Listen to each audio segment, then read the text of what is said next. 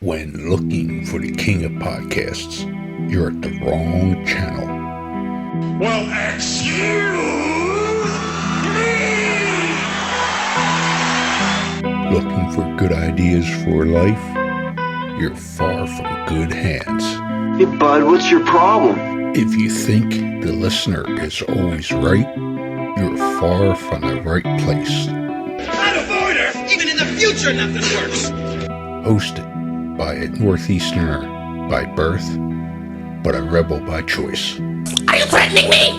If you want a host that floats between love and madness, and we know the night is always gonna be here anyway.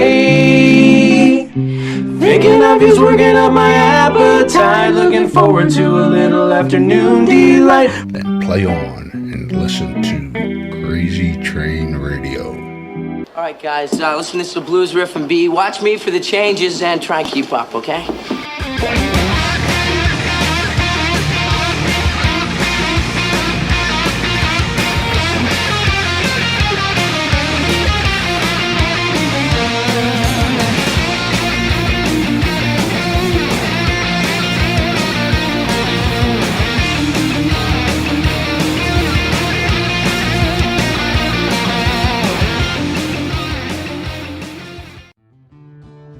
Warning, creators of this game do understand the subject matter may be offensive to some, but they do honor the families and people that have been affected by these real-life tragedies that these individuals have caused.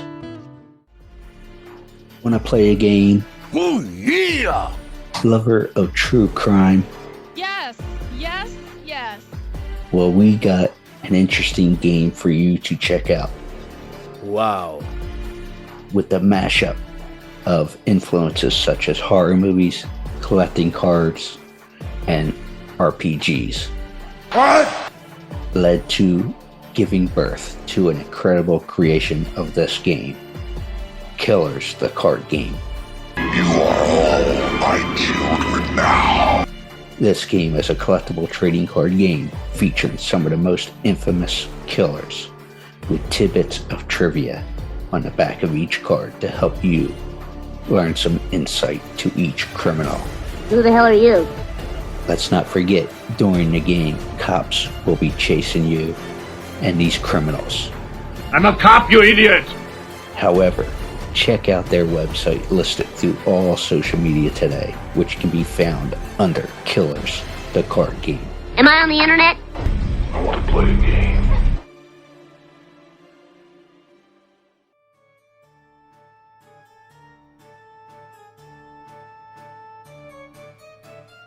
Hi, this is Kelsey Livengood and or Mischief the Clown, and you're listening to Crazy Train Radio.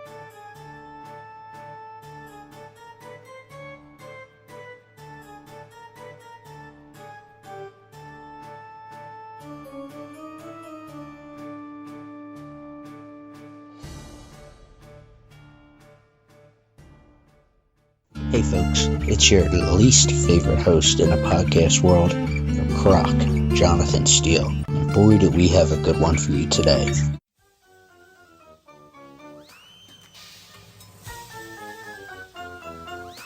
Alright, ladies and gentlemen, boys and girls, children of all ages. And yes, I sound like a carnival barker, but it works in this particular case. This next guest is an award-winning published cover model, or I should say also award-winning actress. It has nothing to do with the whiskey, folks, that I've been drinking tonight, but it'll make this more fun. She also, like I said, she's a published cover model, a special effects makeup artist, a Sideshow Performer, and many other things we will get into during this conversation.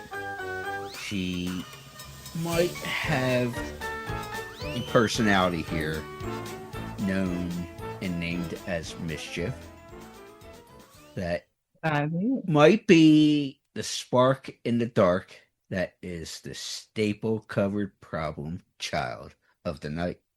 Mischief will certainly charm you with a smile, shock you with a stunt, and leave folks wondering if you should applaud and run. But besides Mischief, the wonderful person behind the makeup is Kelsey Livengood.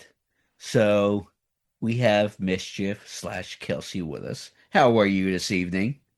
I'm good. How are you? All right. Awesome. So, full disclosure, I'm kind of glad we made this work, and I got my head out of my ass. And that's all I'll say with that at this point. Because I had to do some thinking, and I had to take my head out of my ass. I'll admit my faults. But I know over the years of Mischief and everything else like that, because some of this might end up on TikTok and all, depending on how it goes, as I was kind of telling you. You do different designs with the makeup and stuff of Mischief. So we'll go with the Kelsey side here. How did you come up with what you got going on tonight with the blue and the white and everything else? So for tonight, I thought winter, but not Christmas. So I went a little more blues and whites tonight. Originally, my makeup was red and white and black way back. Mischief's about 10 years old. So when I first started kind of playing with the makeup, it was more traditional clown. So lots of solid triangles and that, very much, like a regular circus clown, just a little bit scarier. And then kind of as I grew into her as a character, I said, well, I want her to look a little bit different. So I went with like this smudgy, it's put together, but smudgy, kind of like she's been wearing it forever. Not solid white foundation, kind of an aged foundation, again, because she's like this entity. She's just been around forever. Her makeup's old and cracked and doesn't look quite, as fresh, which makes her look kind of spooky. But that's kind of what I decide like my makeup on. It just depends on like what I'm doing, the holiday. The line work usually stays the same. So like anything that's lined in black is usually the same or close. And then colors I just change depending on what I feel like. Yeah. Well, being that you just said there, Mischief is, we're talking strictly Mischief. You are about 10 years old. Even though Kelsey tries to be an adult once in a while. Well, I'll say it that way. But with Mischief being 10, do we know who Mischief is over the evolution over those 10 years at this point? Yeah, I think I know her pretty well. I describe her as like a not Cabbage Patch Kid, a Sour Patch Kid. So sweet sometimes, but in the next breath, she's, chopping your head off and then apologizing sarcastically. It's just kind of how she feels. She kind of gets the energy from the person and then is her mirror and kind of reflects it back out. So if, they're being, scared, she wants to be scarier because she wants you to feel scared. But if you're, if you are being, like picking on her or like stuff like that, she's going to play a prank on you back, but it's not going to be a very fun one, Woohoo! Yeah, absolutely. Things like that. All right, yeah. So you kind of got your start, and this is where Mischief kind of developed. As I talked to Kelsey here, I had a couple drinks already during a video watch party, which is all good. As our audience. All right, so like I said, you started kind of doing the haunted attractions and all, and you're actually a popular character that goes into these attractions as well. I was at, and I'm sure you've heard of this, I'm not telling you anything that you don't know. I was at Scarefest this year in Lexington, and there was a staff, and yes, I'm talking that type of staff, folks, that invited me and an actor I know to a haunted attraction. Probably a good 20, 25 minutes out of town, which I'm game for anything. It's like, let's roll. Sure. Yeah. Except for, I'll tell the story later about that actor maybe having his first visit to Waffle House during that excursion. But what is your thoughts, both as a character, but a person, having the physical interaction with folks? Because, and the reason I ask that is because I had folks grab me by the hand, which I'm pretty much open to everything. But I spent probably half the night wiping away whatever gel ended up in my hand. So what's your thought process for both sides here? I love the like in your face aspect of it. I like being able to interact with that person face to face, and it's all improv. None of it's rehearsed. None of it's, obviously if I were just to run into somebody, I don't know them. I just, we just create a conversation based usually out of what they're wearing, or if they said something that I just heard in passing, something like that. So I like that aspect just because you don't know how the conversation's going to go. You don't know where it's going to go. It can go anywhere. As far as like being a patron, I haven't been a patron at a haunt in a long time. No, not you. Probably like 12 years or so I wouldn't know on that side. But I love the in-person, interactions that I get with people over, like, say if I'm live on a TikTok or something. It's okay to have conversation. It's okay, but it's not as fun. Well, I think part of it too is, and yes, I'll drop your name, Mr. Bill Perry, who was known as the stunt devil for Freddy for a few films and other characters in the Nightmare series. It was funny because the staff member, as I quote this, was bragging that we were coming prior to, and he even not yelled, but in the Waffle House we went to, because we went to eat after the show, but before we went to the attraction. Hey, I got one of Freddy's stunt devils and character stunt devils and a known podcaster with us in Waffle House, which that's a whole nother thing. We're not going to tell that story here, but it was just like he made it known. So it was like when we showed up at the venue of the attraction, it's like, I think they had a little more fun with us, if that makes sense. Sure. Yeah, because he, for days and a couple of weeks ago, he was telling because these attractions were going at least 6 weeks. And here we are a week out of Halloween, whatever the show was. So they were, this gang was full, everything was running at this. But doing the attractions and stuff with, how do you know, and obviously you got experience with this, how far you could take things with the customers coming through? And you mentioned about conversations and stuff, but also, like, are they, the people who run the attractions, do they give you a rundown? Hey, we're cool with this, we're cool with that. But even if they don't, how do you judge how far you can take things? So I primarily right now work for Woods of Terror, which is out in Greensboro, North Carolina. And they are a no-touch haunt, so you can't, put your hands on them, that kind of thing. Most haunts will have some kind of guideline for you, and they should. They should tell you, and if they don't tell you, you should ask. This is just for anybody who might want to work in attraction. They should tell you what your do's and don'ts are. I've been in the haunt industry about 16 years, 17 years. I, again, go strictly off of the person I'm talking to. So if I see that you're agitated, like by whatever it is that I'm doing, not scared, but annoyed or agitated, or just, you can tell when somebody doesn't want to be messed with. And I'll usually back off a little bit and I'll turn it a little more, lighthearted. And then I'll kind of just go off and do my own thing. So for me, I kind of just take it all on like the person that I'm talking to. So some people I have like walked up and held someone's hand. Again, that's something that I gauged, was like, she'll probably be fine with it. And if she wasn't fine with it, it would have been immediately, I would have put a stop, Ixnay on stop the, yeah. Done. Right. But you kind of just read other people and always watching other people's body language and make sure that, obviously it's my job to make somebody uncomfortable. So I'll make them uncomfortable to a point. And then it's like, okay, like that's enough.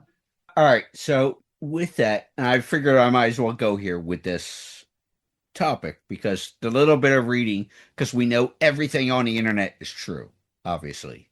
Oh, yeah. Absolutely, 100%. I know you have been a plus size clothing model for a couple of different publications and stuff.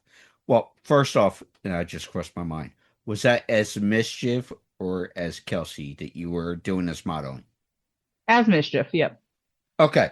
So with that being said, I'm going to reverse the question for you as far as comfortable with the, and people might say, and there's different vibes and interests, I'll say it that way, there, for whatever.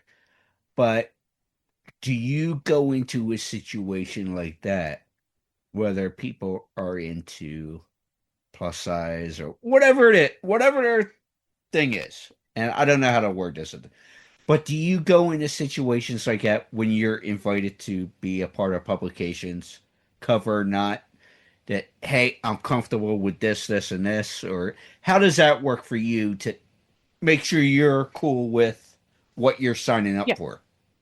So all of the publications that I have been a part of, it's been like a shoot that I set up and do myself, and then I send in to them. So basically I get to decide what my level of comfortability is with my photographer that I'm, with or whatever at the time shooting. So basically my advice to like anyone who would want to model is have your boundaries in mind, and let whoever you're shooting with, your photographer or whoever, know like, hey, this is where my line is, this is where I'm not going to cross, and stick to those boundaries. Don't, if they're like, oh well, what if you just a little bit more, if that crosses your boundary, then that crosses your boundary, don't do it. I don't do like complete nudity, I don't do full nude, and so that's something that I disclose up front, and everybody's been very cool that I've shot with. So like anything that I've been published in, it's just like an idea of a shoot that I had. I shot it for myself and then I just sent it into the publication. So okay, and this is more on the Kelsey side of things, the personal side of things.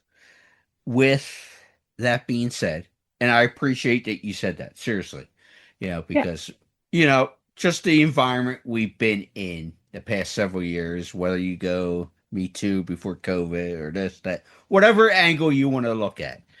When you are setting your boundaries, whether it's the character or not, you are also and I hope I could say this, a mom, a wife, you have these multiple facets of your life. But maybe not so much your kids, but I've heard models say like at least, but you said you do no nudity, but models with, I've heard like Playboy models and different folks say they thought like when they're setting up that boundary that you're talking about with what they're comfortable with, no matter what you do, they thought about their kids and stuff. But is this something that you would talk about with your husband to say, hey, I've been offered opportunity X, and there might be a certain money exchange for X? It's within your boundaries and stuff. But is that a conversation you have outside of Mischief? Yeah, usually we talk, we talk about what the shoot is and how far, it's gonna, we're thinking about taking this shoot, things like that. And my husband usually is the one shooting for me. So either he shoots for me or, he's usually there, part of the planning process, all of that stuff. So, he used to model with me. There's a couple of publications I think that we are in together. And we did like a Dexter type, like blood shoot. So it's like the hanging plastic, swimsuits covered in fake blood and that kind of stuff. So we do all kinds of shoots like that as well. So yeah, it's just kind of whatever is comfortable, But at least that conversation is had. Oh yeah. Okay. Absolutely. All right. So I guess I don't know the proper term for this, so excuse me for this. Hubby is in the clown business per se as well, correct? So he's a podcaster as well. So he does podcasting and he does a character that is it's like a clown and a demon mixed together. Okay. And it's called Reaper. So yeah, he's got it's like a clown demon is his kind of take on his. Okay. No, the reason I'm asking is because based on like I said earlier during the introduction, when I was banging my head on the wall and being the ass that I can be at times, podcasting and all that stuff. But the vibe I got, the picture or two I saw, he's within the same realm, is right? Oh yeah, yeah, absolutely. Okay. Oh, Yep. awesome. Do you, whether it's because I'm gonna go this direction too, with whether it's the acting, the haunted attractions as Mischief, even though Mischief is, we'll get here with some movies and stuff as well. Do you ever feel typecast in what you do? Yes and no. So I have like I like doing creature acting. So a lot of my stuff is like zombies. I've played a zombie, I don't know how many times, probably 4 or 5 times. I like doing it. It's a lot of I effects can't see work that in and a horror stuff. world. But I do get typecast a lot as like the alternative girl. Like, all of the films that I've been Kelsey have been that kind of like a goth alternative or stoner vibe. I get that one too a lot. It happens. So yeah, I guess to a degree, yes. But then I've also got things that are like so out of left field compared to what I get typecast as. So it's a mixture. It's funny, and I chuckled when you said that there about the stoner side of things and typecast, and that wasn't a vibe initially. I like it clicked with me, with you, but it's like as soon as you said that, I go, I could see that typecast. You know what I mean? It's like one, Yeah. like it wasn't something I thought about, but then I go, as soon as you said it, I go, I could see that. So. Yep. I think that's what happened. Well, before we go the acting side of things, and I know we've bounced around a little bit, but it kind of fits within a theme. Has there ever been things, whether it's the modeling, the acting, whatever, the typecast, whatever you want to go with, is there anything that you've been asked to do that you go, that right away you go, no, I'm not. Even though you have your boundaries, nope, I ain't going there. I ain't touching that. I ain't whatever.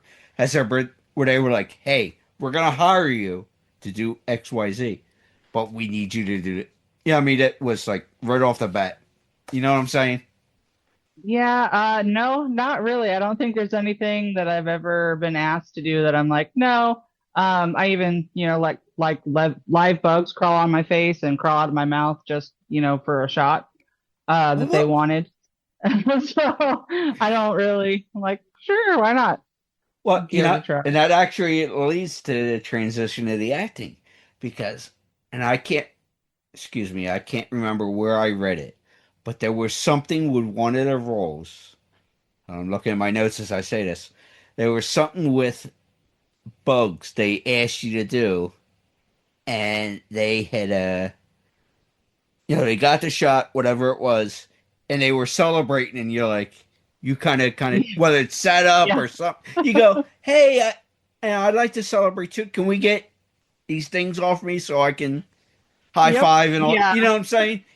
She was laughing as I asked this question. She knew exactly where I was going with this, but I did, yes. That was for Day of the Cicada. So they were live cicadas. So for those of you that don't what know is what a a cicada? the thing that makes the loud, the humming noise in the summer. Okay. They're real loud, they're harmless. They don't bite you or anything, but they do come in waves. So there'll be a bunch of them. And when we filmed, it was during a super horde. Who knows? There was 3 different breeds up at the same time. And so it was like you could just see them in the air, just walking around, just big, clusters of these cicadas just making noise and being loud. But yeah, they asked me if I would let them, let the cicadas just kind of crawl on my face as I was supposed to be, laying there dead. And I said, sure, why not? might as well. We're already here. Um, and so we got the shot, and as you said, yeah, they got real excited, and everyone's like, yeah, this is awesome. I said, can somebody come get these guys? I don't want to hurt them, When no cicadas were killed in the making of the film for the film. Anything that's dead, like in the effects work or anything like that, was found dead already. They didn't kill any animals to make the film, so I like that a lot. All right. So from the acting side of things, and again, I'm trusting this thing called the internet and IMDb and Mischief's website and different things like that. But from what I read, Mischief has been boistering credits in over 30 different titles with a portfolio continue to expand, like my ass line, and having a big spike in different acting roles. So, what do you notice in those films that you've been credited for so far? Is it usually the same thing, or do you notice it being different roles and different types of characters and what they're looking for? I do, like I said, I get a little bit of a variety. And I feel like for every one or two films I get for Kelsey, Mischief, gains another film or two as well. She'll be coming up in a couple of films, later this next year. I'm like, what even year are we in?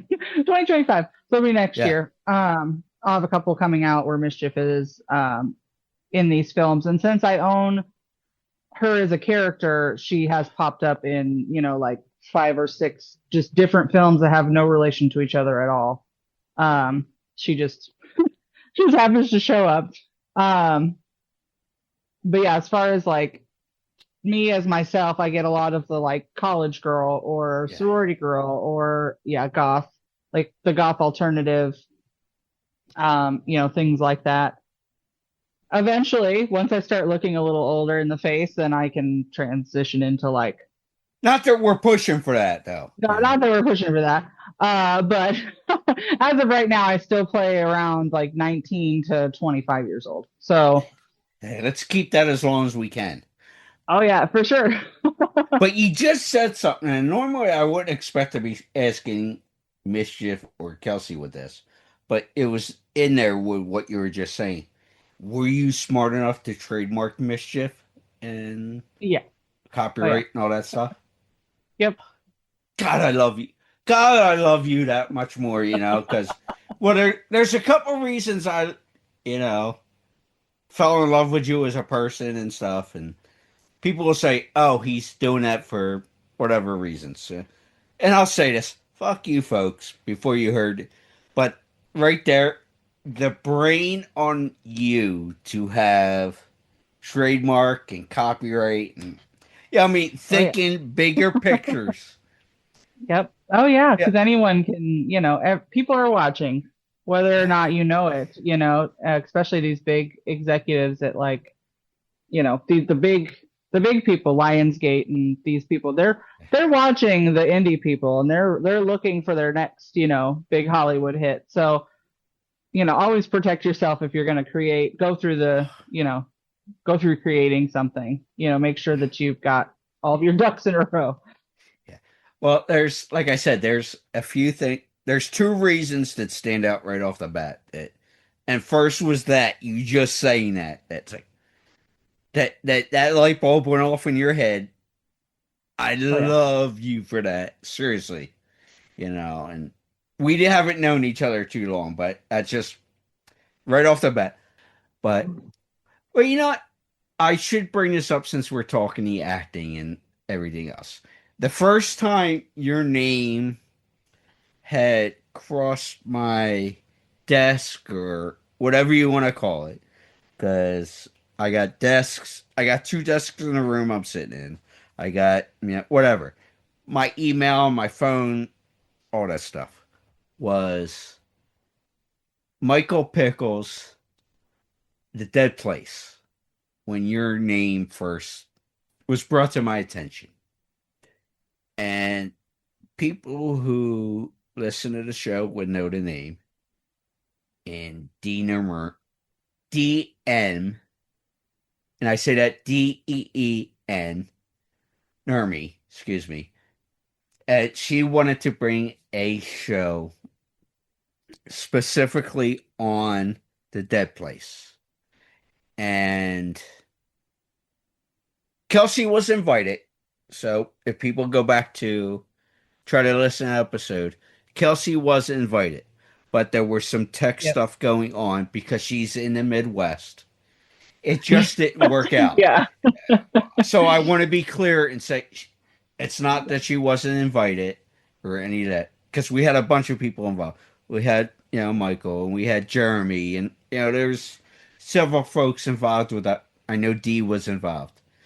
There was not any malice here. There was some tech stuff a couple years ago when we did that episode. Right at the end of filming. So, what are your memories with the Dead Place as I try to think about the other thing I was thinking of? So for the Dead Place, I play the teacher. I play the teacher of the students that the story is talking about. And then I do play Mischief in a nightmare sequence. And so I get to help out David Howard Thornton with his, killing spree within the nightmare sequence. They had told me I'm basically dragging the bodies off. I'm the cleanup crew. So David gets through with them, and then I say a one-liner, and then I drag their bodies into their respective classrooms.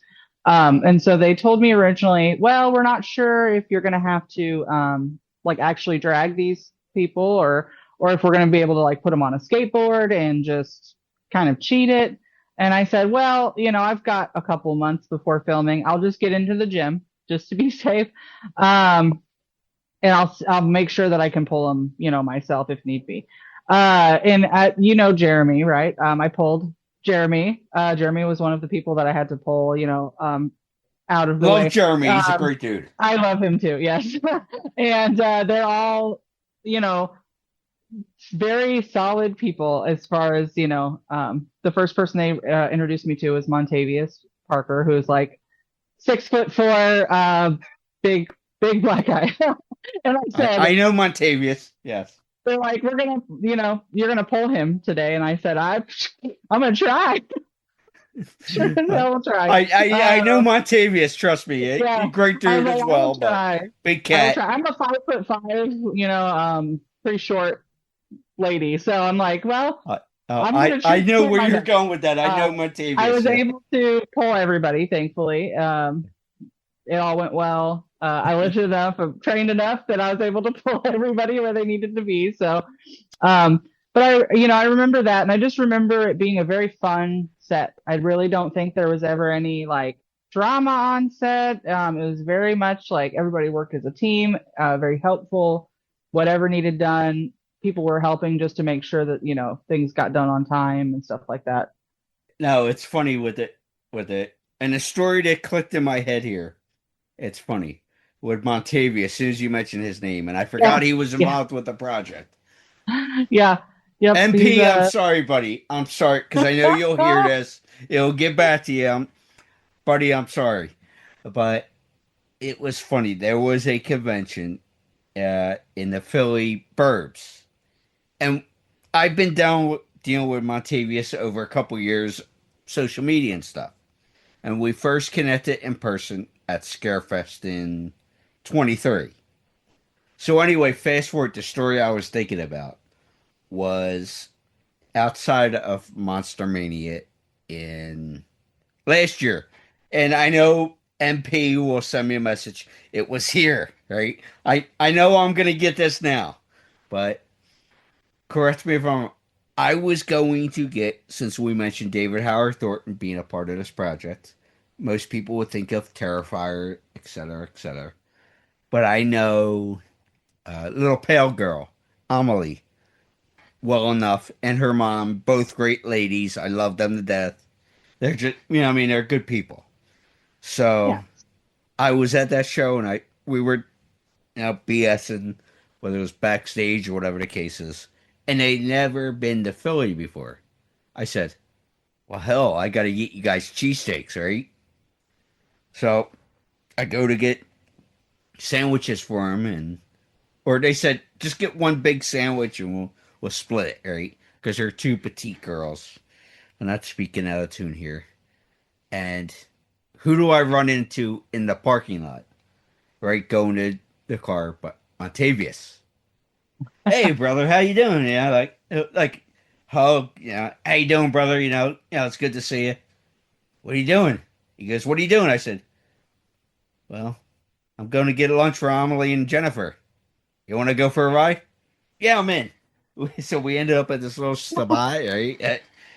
And he goes, what are you getting them? I said, what do you think I'm getting them? A cheesesteak, right? Like, what the hell? Because I'm based in the Philly area for people who listen to this. People who are listening to this, because I felt like I slurred there. Sure, he gets a couple slices of pizza. Like you said, he's a big cat. Couple slices of pizza, couple of cheesesteaks, or gets a cheesesteak for himself. I'm like, good Lord, boy, what the hell? Yeah, I'm like, so I could see why you had trouble with. I could see why you had trouble dragging him during this film. Right?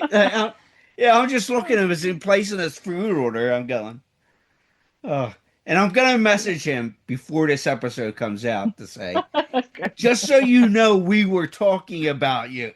I just want to give you fair warning. No, but I know as of this taping, they are working on final logistics for getting that film out and distributors. And I mean, Michael, and I'm not speaking out of tune here because you know Michael probably better than I do. But I know Michael because of D. But he is treating this thing like his baby, like it was one of his kids, as anybody should with their story. And please go back and listen to the episode about that we did on the Dead Place, because it's better to hear Michael's passion on this project than anybody else can give this. So you might as well hear it from his lips to God's ears. Am I wrong on it? Saying that? No, you're right. You're absolutely right. Yeah. That if you're going to hear about it, hear it from his lips, because this is truly his. Yes. But and I think distribution I think is just what they're working on, and then once that's figured out, then there will be hopefully a theatrical run, hopefully red carpet, all that fun stuff, and then it'll be out. So 2026, in theory, it should be out. Yes. But I also understand the flip side of it and even though I'm just some schmuck podcaster and I say this, tongue in cheek, I get protecting your baby. So I respect guys like that. And girls. I've dealt with both sides of the spectrum. I'm not saying it. Yeah. But I respect him protecting his baby and because he's had offers and other independent people we've dealt with along the way in 13 years of doing this.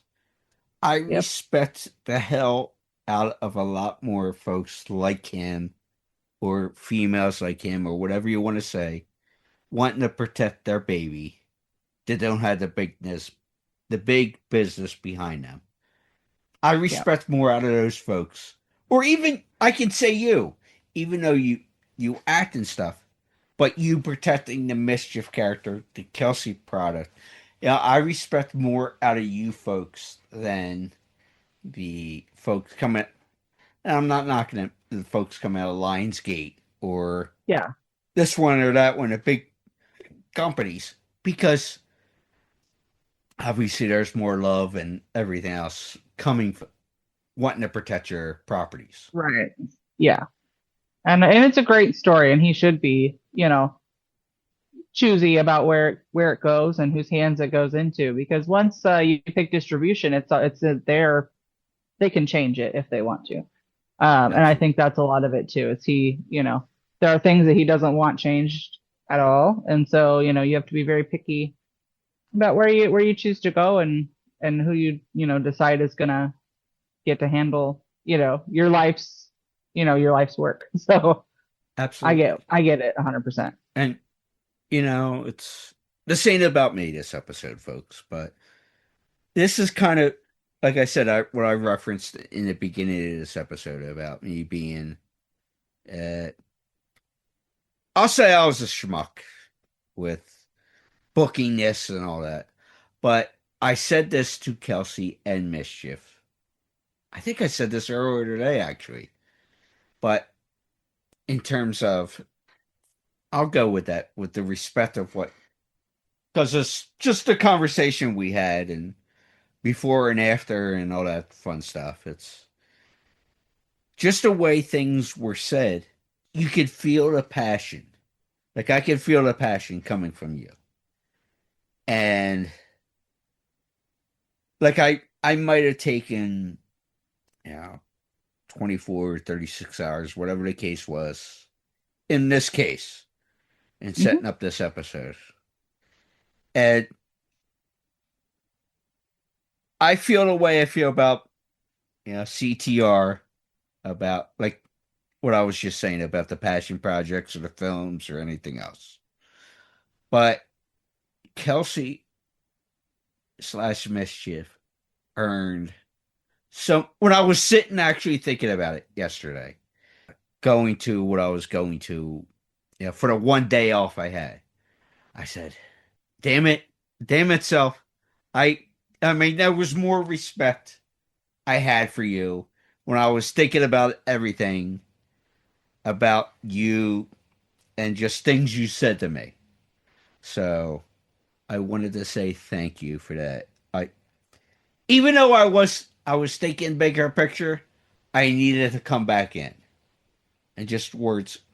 I'm not going to put the discussion out there. It's not for everybody's consumption, but I wanted to say thank you for when I sat back and thought about everything and the passion of why you wanted to do this episode. So I appreciate that. I know that's not what people want to hear for this episode, but I needed to say it. Thank you. No, I appreciate you going, hey, no, we need to do this. There's just all that stuff. I appreciate you saying we need to do this, and thank you. Seriously. Anytime. All right, Phil. So, knock the personal bullshit out. Let's knock that out. All right. So, since we're talking the acting and all that other fun stuff, you have a fun story. And I don't know how much I can talk about the third side of things. Because you were involved in Clown Place 2 and 3. Yeah. And when I say third place, there's a third film. Oh, that's not out, correct? No, not yet. They Okay. just did a red carpet for it, but it should be out this upcoming year, 2026. Okay. Yeah, so I can't talk much about that. Don't want to talk about it because we want people to see that and stream it and purchase it and whatever. Support the indie artists, folks. But the thing I do want to bring up is Clown Place 2. And I know you've told this story on multiple occasions and stuff. But during the production, I find it amazing. And there's just, you folks who hear this, you can take it for what it is. I'm not going to speak for the folks who listen to this. However, Clown Place 2, the one that stood out for me, Room 111, a key. How much do you want to tell? I just found that fascinating. I don't know what it was, but I found this story fascinating because I was listening to, and shout out to the friend of the show in Neil from Without Your Head and all this. That's where I heard it. But Neil, we love you. You've always been good for advice and all that stuff. But that's where I heard this story. Well, what is the story with this key and travel and all that fun stuff? Yeah, so the Clown Motel is old. It's built, I think very early or very late 1800s. There's a cemetery built right next to the Clown Motel. It's in the middle of nowhere in the desert. It's so old that they use like actual house keys for each and every single hotel room door. You mean everything's not electronic? Nope, no electronic anything. They have not updated the beds probably since the 70s, if I had to guess. So all of the kind of the theming for the furniture is 70s. All the walls are painted clown themed. Like you said, I stayed in room 111. And so on the wall in that room is Reagan. It's a giant, portrait of Reagan with a clown nose. Are we talking Why, Exorcist Reagan or? Yes. Oh yeah, Exorcist Reagan. Why I don't know, but giant clown nose. I don't know. So that's the room I stayed in, and our room locked itself multiple times. Like I said, it's a room where you have to put the key in and turn it, and it would shut and it would lock itself. By the time it's time to go, we had been filming there about a week. I turn in my key. We go to whole nother location, which is about 4 hours from where we were. We are there at that location for another week, and then I go home and I'm unpacking my stuff, and my Clown Motel key was in my suitcase, even though I had turned it in. And so the director calls me and he's like, I saw you talking about this key. And so I sent him a picture of it and I said, I turned it in. And he calls the Clown Motel and they're like, no, yeah, she turned it in. We have the key here. So where this other key came from, I have no idea. And how I didn't see it in the week in between when I was filming at a different location, I have no idea. But it lives in my house on my little altar of movie things. Because I was going to say, with this, and as creepy as people might take this, so you're saying in that week between, like you said, you go to a different location, all that fun stuff.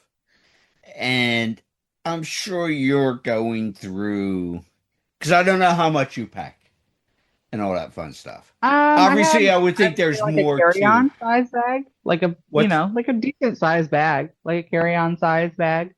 Okay, so you're probably doing laundry along the way. You're not packing for multiple weeks. Right. Yeah. Right. I was doing, But yeah, laundry. You wouldn't have noticed a key going through whether you're going to do laundry with stuff or your toiletries or what.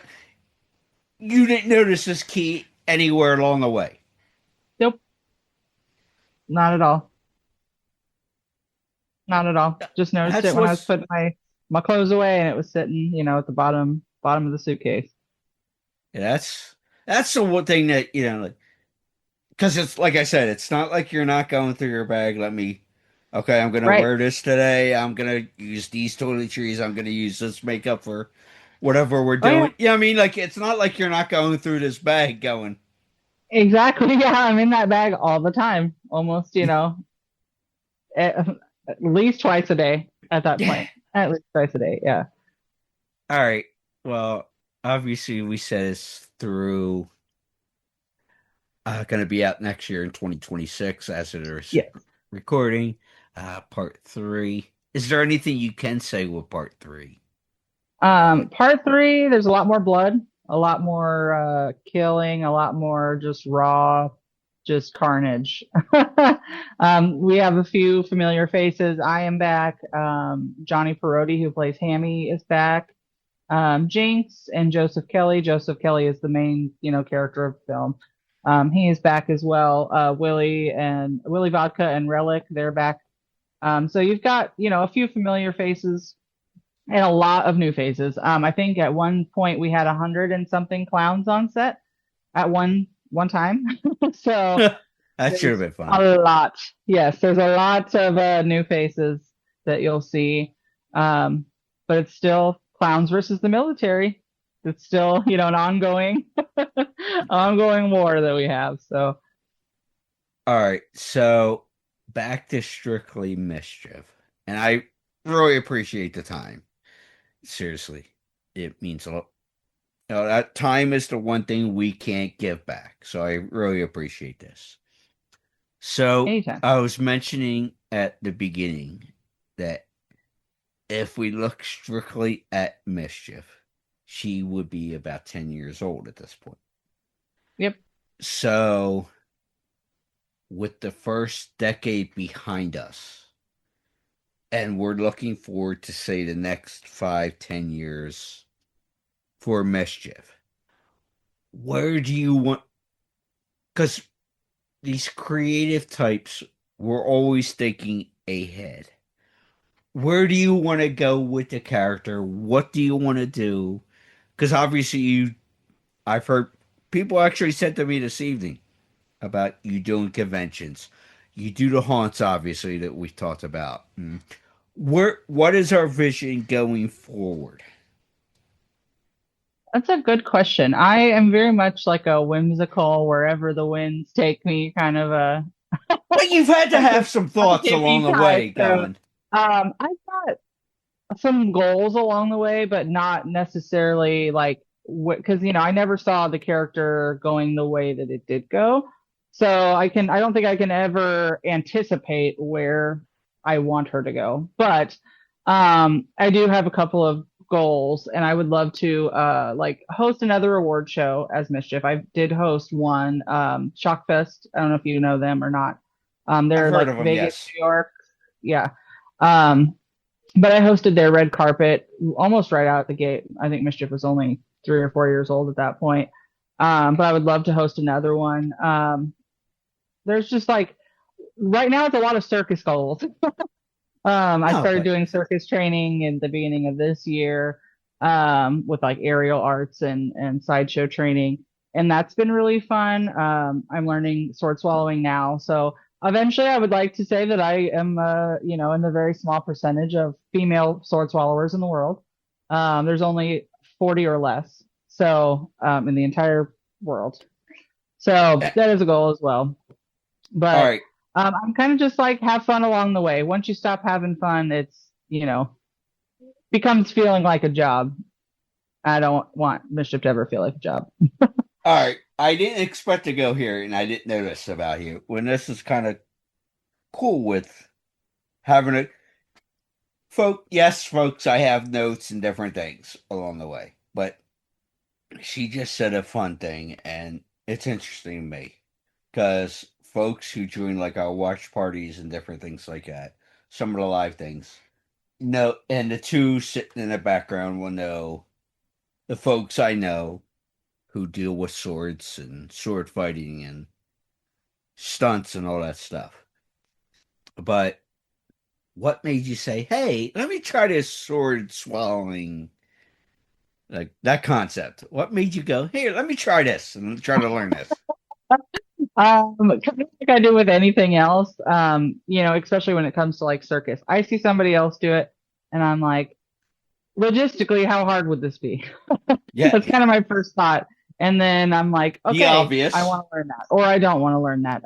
There are only maybe 2 things that I can think off at the top of my head that I would never want to learn and have no desire to learn at all. And one is the gavage, which is where you put a tube down all the way down to your stomach and you pump a bunch of fluid or liquids into it and then you pull it back out immediately.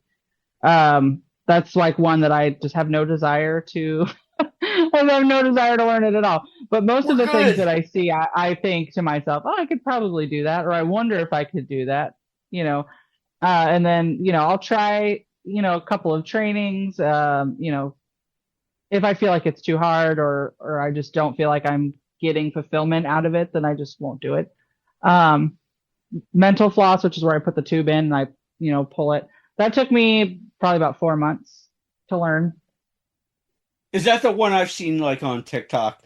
Because this is a conversation I've kind of had with Mischief here that I've had the TikTok account for the show, but I'm just starting to figure out I should probably do more with it since it's talked about. But is this the one I've seen on TikTok, your TikTok in particular, with the floss and the... Is that what you're going with? Yep. Okay. Yep. Yeah, I gotta acknowledge the videos I've seen because I'm going... I'm trying, not just with this episode, folks, to put stuff on TikTok, but different things. Yeah, I'm trying to learn, folks, at 41. How dare I? But it's like, what are the kids doing? I'm like, so, in particular, I was watching some of your stuff. I go, okay. The few things I watch, I go, well, that's kind of cool. That's kind of, you go, you start, watching different and going down that rabbit hole. And Right. obviously, I want to focus on stuff you've done. I go, yeah, you go, okay, I can respect that. That's cool. That's, And like, because I'm one of those guys who watch the behind the scenes stuff, like, say, like the Penn and Teller show or Yeah. this and that. And, you know what I mean? I'm trying to, I go, and I respect the stuff I saw years ago. Like I said, that's kind of cool. That's that. I appreciate the effort that goes into doing what you do. It's interesting for sure. Yeah. It's like I said, you go down a rabbit hole that, yeah. I asked you earlier about having conversations with your husband, with everything else like that, the real life side of things. And if I need to delete this or block this or whatever the case is, I will. But I know you are a mom of twins. And I don't know how they are and all that stuff. What do they think of what you guys do? And specifically, wow, mom does XYZ. How, like I said, I don't know how old these kids are. I've never gone down that road. But what do they think of what you do? Yeah, so they're like pre-teenage, so old enough to know. So I started right before they were born. So I was doing haunting way before that, but Mischief was made about a year before they came along. So well, about 2 years before they came along. So they it's just normal for them. So if I put on makeup and I come out to do an interview or whatever, they're like, "Oh, hey, mom, what's up?" It's just it doesn't even matter. I could have a big gash down my face, like because I do effects, so I could have something crazy on my face, and they're just like, "Oh, that's cool. What are you doing?" They're not scared of it at all. They think it's fun. My daughter will follow. I think in my footsteps. She's already doing like the effects part of it, like making bruises and gashes and that kind of stuff. So she really digs it. He's just like, "That's cool," but he doesn't really want to like be involved in the makeup or anything like that. He wants to like see it, but that's it. He's like, "Yeah, it's cool, but I got things to do over here." 2 different personalities, right? Oh yeah. Yep. Well, that's an interesting question since I'm going down this road. How do you feel about like you said, you have a boy and a girl. Yep. How do you she has interest in it. How do you feel as a parent that, hey, if the kids have interest in they see what you do, are you more of the, because I know you and me are kind of in the same age gap without knowing your age, and I would never ask a lady her age. But how do you feel about that are you more of the nurturing of, hey, if you have interest in this, I don't mind showing you, or can you talk about that a little bit? Yeah, when it comes to like circus, especially, which she has taken interest in, she's done some aerial classes like the silks in the Lyra. And, that's gotta drive you nuts too, as a mom going. Well, yeah. What are you I'm like, doing? She's gonna fall. I'm like, I'm up there too. I'm gonna fall, but she's gonna fall. So I'm more like, I would rather her learn it safely than just say like go to school, try to climb on the monkey bars and try to do the same thing. It's not the same apparatus. It's not there for safety. Compared to like being on silks, they're there to catch you if you happen to let go. But yeah, I would prefer that they learn it, from me, or if it can't be from me, if I'm not, well versed in whatever, I can point them in the right direction to learn it from somebody who knows what they're doing. Because circus can go so wrong so fast. Yeah, oh, no, it's not at all. Pretty to look at, but like the mental floss and things like that. Like I really am putting it through my skull. It's going down, my nasal passage, and I'm pulling it out. So if someone were to come up and say pulled on that, I would be hurt seriously. So it's one of those things that you want to teach them how to do it correctly and also keep themselves safe if something were to go wrong during whatever it is that they're trying to do. All right. So I would rather they learn it from me than just try to wing it. All right. With that being said, is there guidelines that you would say, I don't want you to start to learn XYZ? Now, I'm just using that as basic terminology here. Until you're, say, you're 15 or you're 18. You know what I'm saying? Like, I don't want you to learn certain things until you're at a certain point from a maturity standpoint. Sure, fire 100%. Fire 18 plus. And that's for anybody that's listening. Fire 18 plus all the way, all the time. So between that and like, I do what's called pin cushion. So it depends on. What is that for people who don't know? I do stapling. So I will let people staple tips to my body, arms, legs.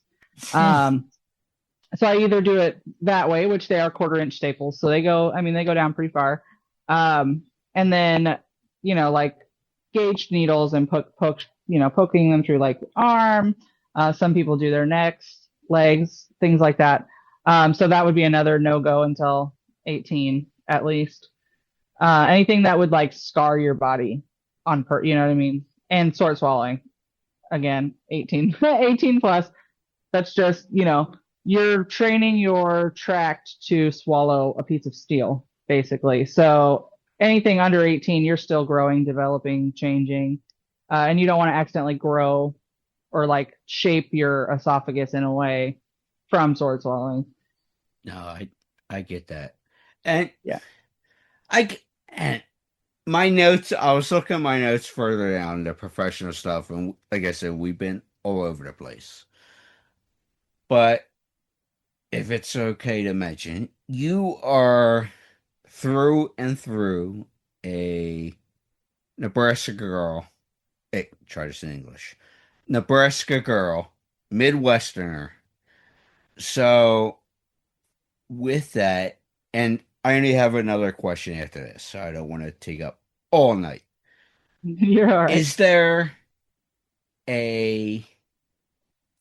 are people like, obviously you got kids and you do the parenting thing and different this, that, and the other, but being from Nebraska, are people surprised in conversations that, oh, I do this, and this, whether it's Mischief, I do independent acting, I do, these haunts, just things we've discussed throughout this whole conversation so far.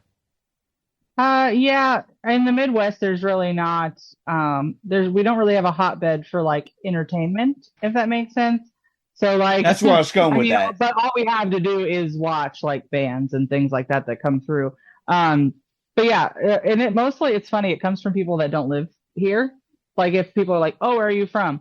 "Oh, I'm from Nebraska," and they're like, "Nebraska?"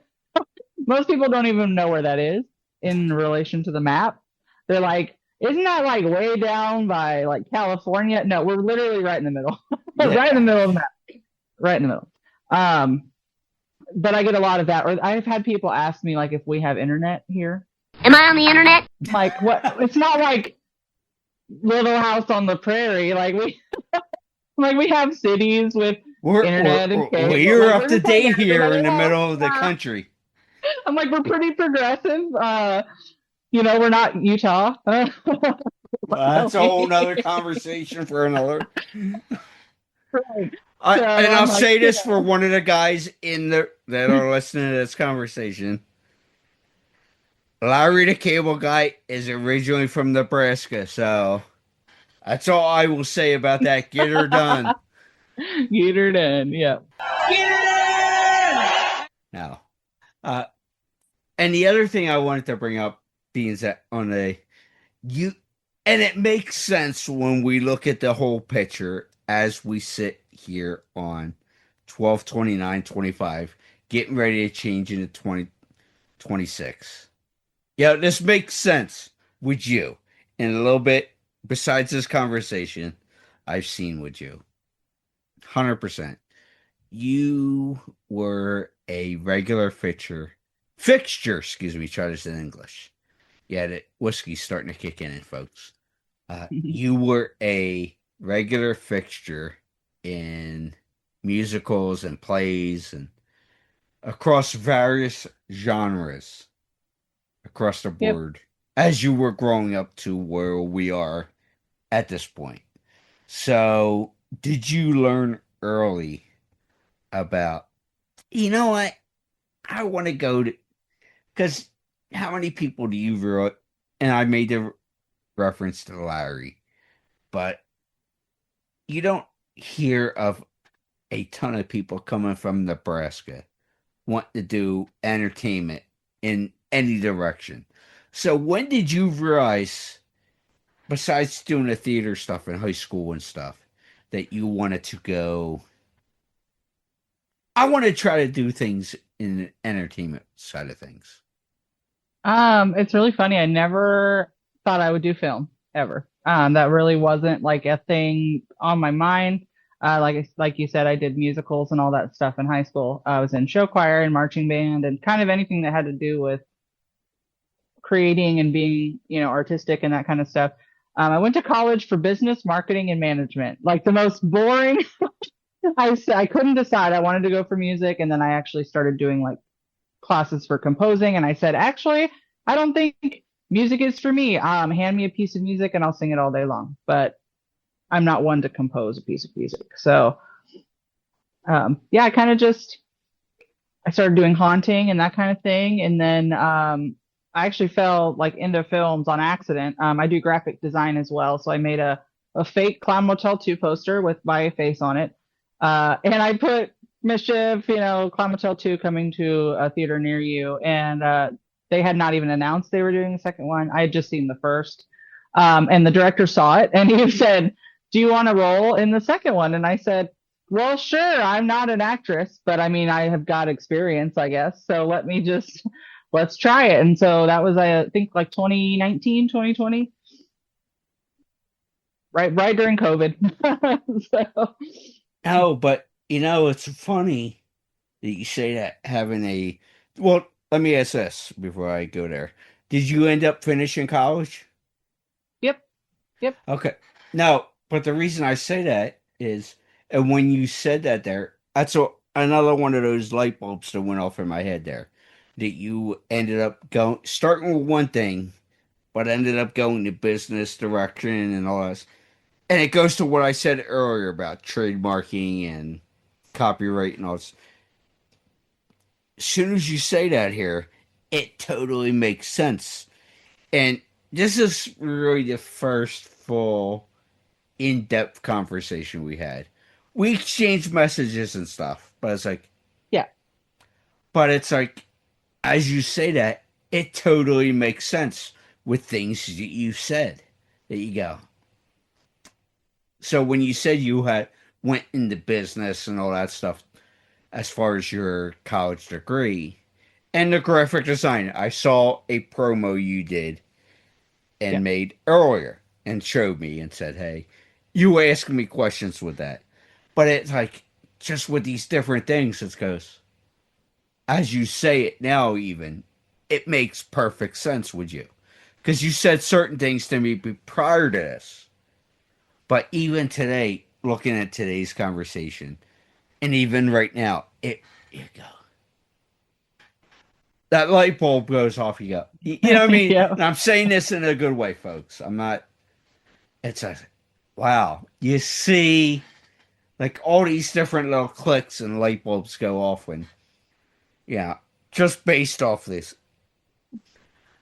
Anyway, before I close things, Matt and Ray, I know you've been sitting and listening to us talk nonsense and different things.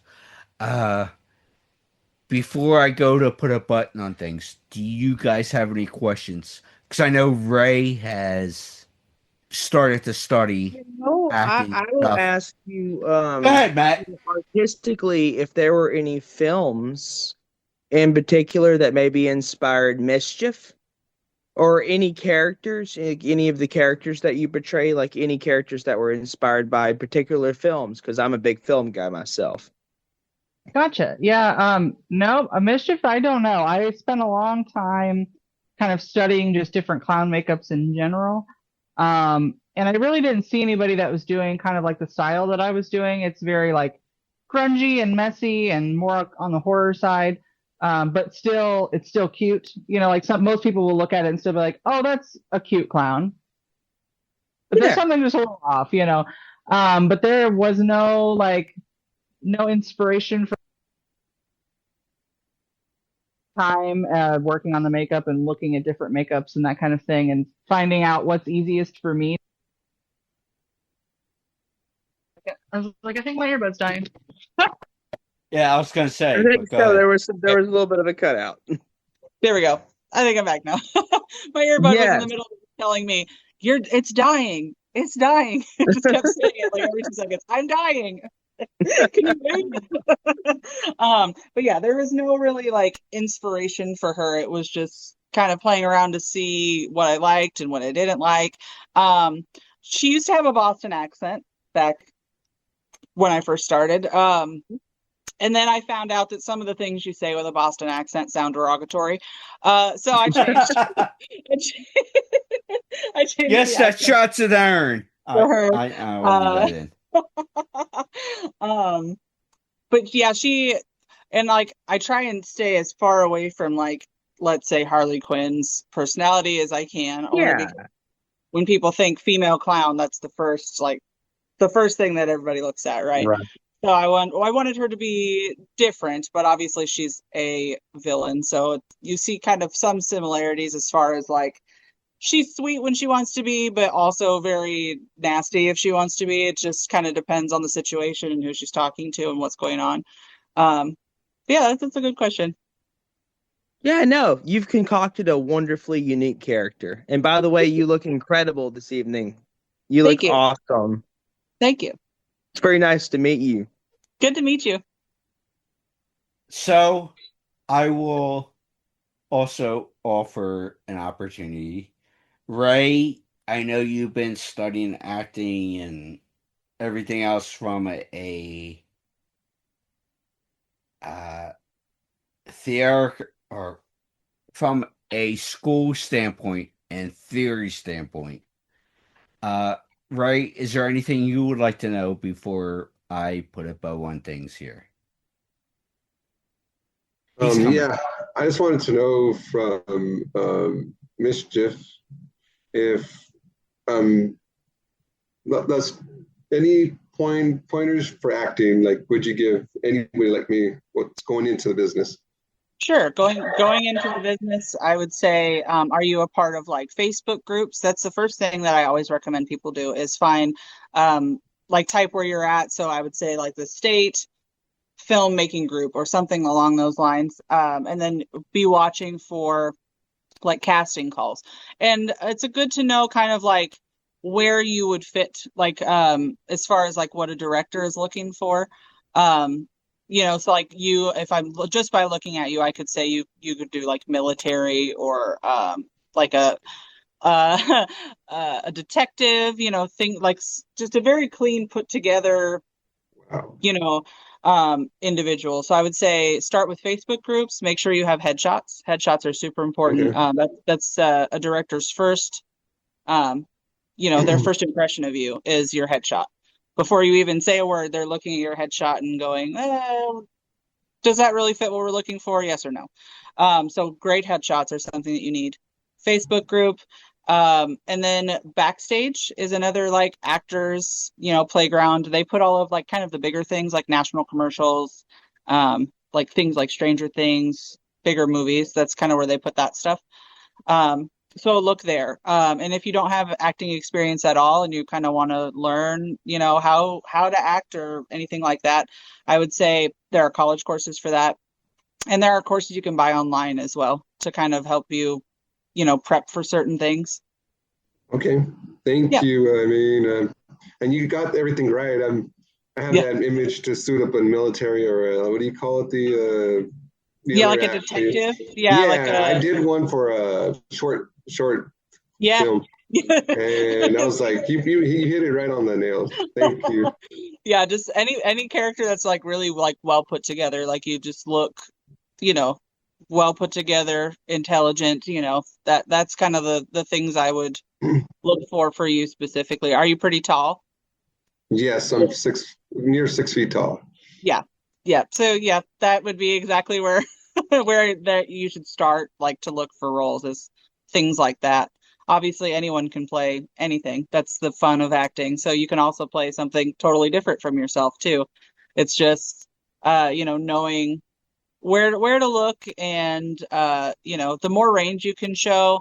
So say you want to play like a character, like a bad guy, you can go online and find like a villain's monologue or something and kind of play around with that and just film yourself doing it. And you can always use that like for auditions as well. Sounds good. Thank you for that advice. Of course. And that's why I worded the way I did there with Ray, because I know he is. And you mentioned it there, Kelsey, about the going to school and different classes and stuff. I know he's going to school and trying to learn from the textbook side of things. So, yeah, but what you said makes sense.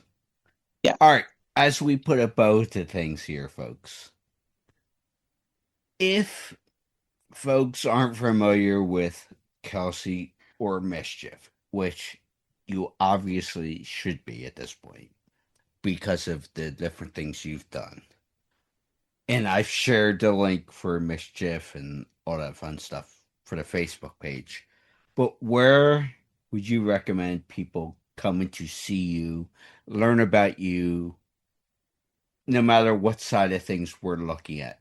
Where would you tell people to come see you at? I would recommend allmylinks.com/Mischief the Clown official. That has everything: Facebook, Instagram, TikTok, my IMDb, which has all of my like movies and things. My YouTube is on there. Pretty much anywhere, anything that's Mischief is on there. I post mostly, I would say, like Instagram, Facebook is where you're going to find like what movies are coming next, what conventions I'm going to. I do tour all over the place. So if meeting me is something that you want to do, not sure why, but if you want to. Yes, you want to meet her, folks. Facebook and Instagram are your, like, kind of where you want to keep an eye on. I always have event tabs so you can see where I'm going. I'm going like really widespread this year. I'm kind of hitting all the coasts. So hopefully, hopefully somewhere where y'all are at. And okay, I have all sorts of fun stuff. So with that being said, and where we are calendar wise, and obviously, like I said, we are sitting here on 12/29, and we're getting ready to change into 2026.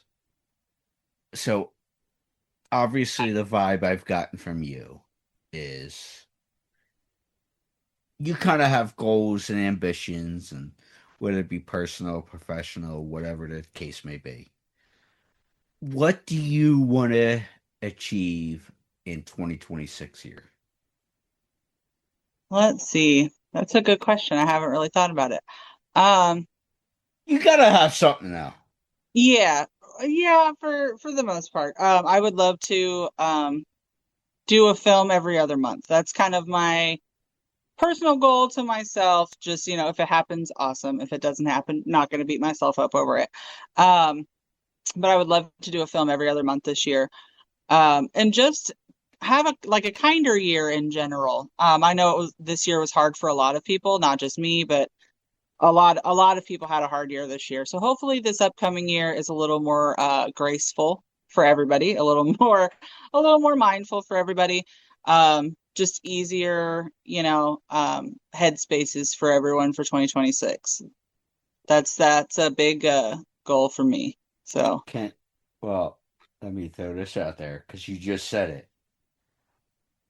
Can I ask why 2025 may have been a little tumultuous for you? I feel like it was just weird for everybody. I did not film anything new this year. The 2 films I did were filmed from home. So I count them, but I don't really count them. For me, I like being on a set with other people. You get to like physically be there with your co-stars and kind of build your dynamic, which is a little hard to do from at home. So It wasn't necessarily a bad year, just a weird, I feel like everybody just kind of wasn't feeling it this year. It was just kind of we're like right after COVID, kind of everything's trying to get back to normal, but it's not normal. Like it's not the normal we had before COVID. So, I feel like it's just weird year. Yeah. It's funny that as far as, and I'm not judging, but from an independent acting side of things, you're not the first person I've heard say that. So, yep. It's one thing if folks say one or two people say it, but you're not of. Yeah, there's been many people that have said that similar deal. So I totally get what you're saying with that. Yeah. So I appreciate that. Folks, go check out the links, and I will have this on all episodes. The links to go check out what Mischief and Kelsey is doing, whether it's the IMDb, or it's the Instagram, the Facebook.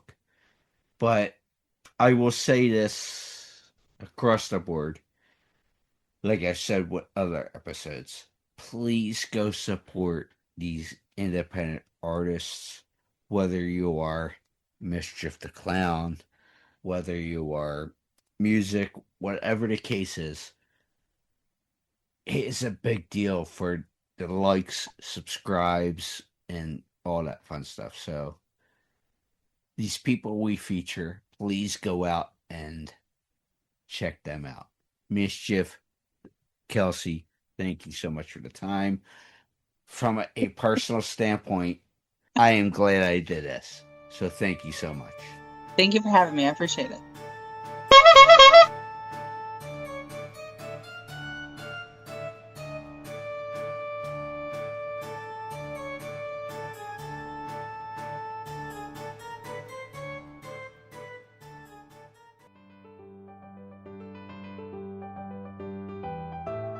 Hey folks, looking for the ultimate destination for the nerd enthusiasts and collectors? Well, we found the spot for you. Nerds Nest Collectibles is a haven for nerds, geeks, and fans alike, as they have many different products and certainly more to come. Make sure you go ahead and visit them at nerdsnestcollectibles.com. Check them out.